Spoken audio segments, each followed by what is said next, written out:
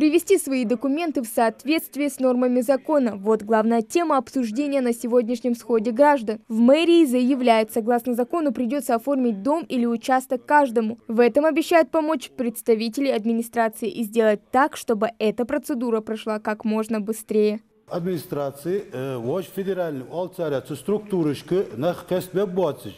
Цан оформить деш газа заявка толчлужи цан оттаху доложи определенный тацуа болло определить каждой структуре. Именно цибелка цамарки заниматься дедуатыжи что а вот я порядок еще. О заявление хачи на хаялчи порядка хацуя еще цигдол додождо ахчи балдар элч о ханзы тагына правительство дицат за шимолдо хамцы геологию тратыжик эзиге геологи. Однако статистика оформления земель пока не радует. В прошлом году в Назране оформили 56 тысяч квадратных метров, включая многоквартирные и частные дома. Что касается неоформленных, то их будут фиксировать, а впоследствии по ним будет проводиться определенная работа совместно с правоохранительными органами. А ведь зарегистрировать свой земельный участок совсем просто. Основной порядок – это в первую очередь получение свидетельства права собственности на земельный участок. Идет межевание, получается свидетельство на земельный участок, после чего подается уведомление о начале строительства на строительство объекта капитального строительства.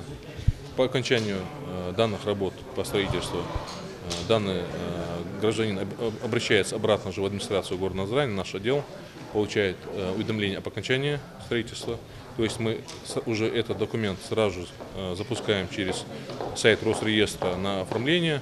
И по итогам работы Росреестра мы уже выдаем выписку из ЕГРН на объект капитального строительства собственнику участка.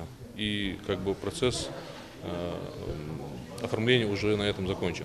Плюсов при оформлении своего жилья много. Республика сможет участвовать в новых федеральных программах, таких как стимул национального проекта «Жилье и городская среда», и развивать свою инфраструктуру. По закону неоформленные дома не имеют права подключать к коммунальным услугам и заключать договоры с ресурсоснабжающими организациями. Основной причиной нехватки газа законным потребителям – это хищение газа незаконными потребителями. И нам приходилось, чтобы каждому потребителю законному в дальних уголках нашей республики, чтобы ему хватало давления, увеличивать давление. Соответственно, на критическом износе работало наше оборудование, которое было очень чревато возможными авариями. Причина, почему это происходит, еще раз повторюсь, это происходит из-за того, что происходит незаконный отбор газа. На сегодняшний день уже принято более 1000 заявок от домовладельцев, из них отклонено более 600. Наличие правоустанавливающих документов – одно из основных условий для участия в программе дегазификации. Если нет документов на дом, «Газпром» не имеет права довести газ до границ земельного участка. И таких случаев было немало.